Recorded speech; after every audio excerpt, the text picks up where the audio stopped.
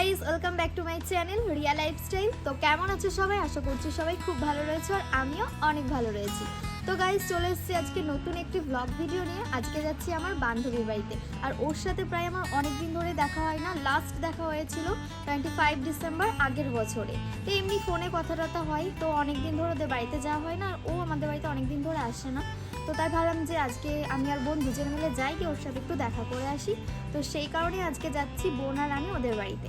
তো চলো গাইস, তোমরা কিন্তু ভিডিওটা কন্টিনিউ দেখতে থাকো, আর ওখানে গিয়ে কেমন এনজয় করছি, কি করছি সবটা তোমাদের সাথে শেয়ার করবো। তো তোমরা ভিডিওটা কন্টিনিউ দেখতে থাকো। আর গাইস দেখো, এই যে গাড়ি নিয়ে বেরিয়ে পড়েছে, গাড়িতে বসে পড়েছে, আর এখন আমি গাড়িটাতে উঠবো। তো চলো উঠে নিয়ে তোমাদের সাথে দেখা হচ্ছে। আর গাইস তারপর দেখো, ওদের বাড়ির রাস্তার ভিউটা এত সুন্দর লাগছে। তো আমি পুরো ভিউটা দেখতে দেখতে যাচ্ছিলাম, আর আমার সাথে তোমরাও একটু দেখে নাও।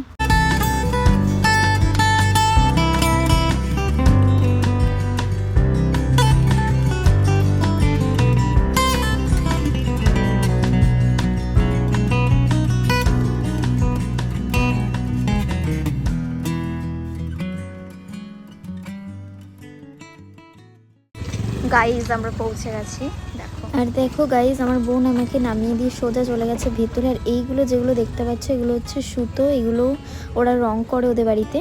আর তারপর দেখো গাইজ, ওদের বাড়িতে পৌঁছে গেছি, আর হচ্ছে ওদের ঘরে গিয়ে বসে রয়েছে, আর ও এদিকে একটু কাজ করছিল। আর তারপর দেখো, আমরা দুই বান্ধবী মিলে একটু গল্প করছিলাম। ও আমাকে বলছিল তুই কিন্তু অনেকটা রোগা হয়ে গেছিস, আর আমিও বলছিলাম তুই আগে একটু বেশি রোগা ছিলি, এখন তাও ঠিকঠাক আছিস।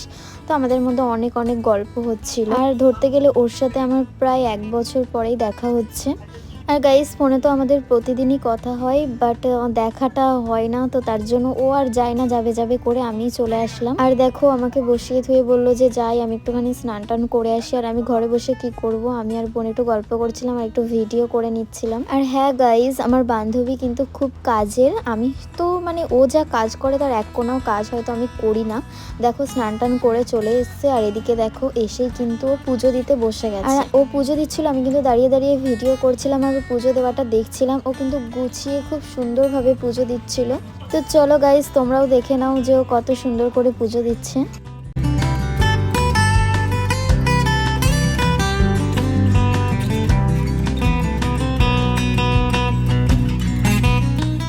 আর গাইস, এদিকে দেখো কাকিমা আমাদের জন্য ভাত টাত বেড়ে দিয়েছে, আর খাওয়ার জন্য বারবার বসতে বলছিল, বাট আমি বসছিলাম না। ও আসলে পরে একেবারেই ওর সাথে বসবো।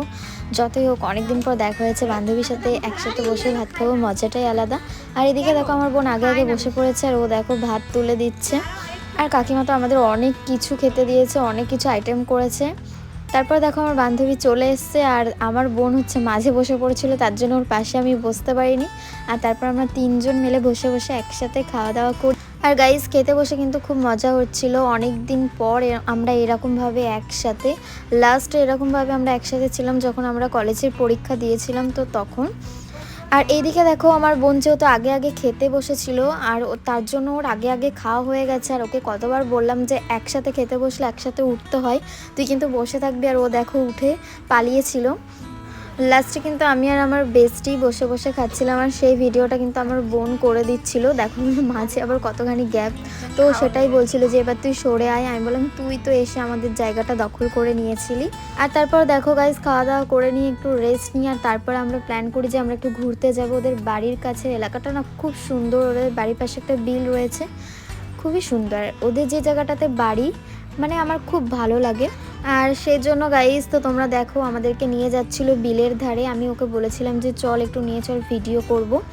আর ও বললো যে ঠিক আছে। তার জন্য আমরা 3 জন রেডি সেডি হয়ে, আর সামনে একটা বুনু ছিল, রেডি হয়ে আমরা চলে গেলাম বিলের ধারে।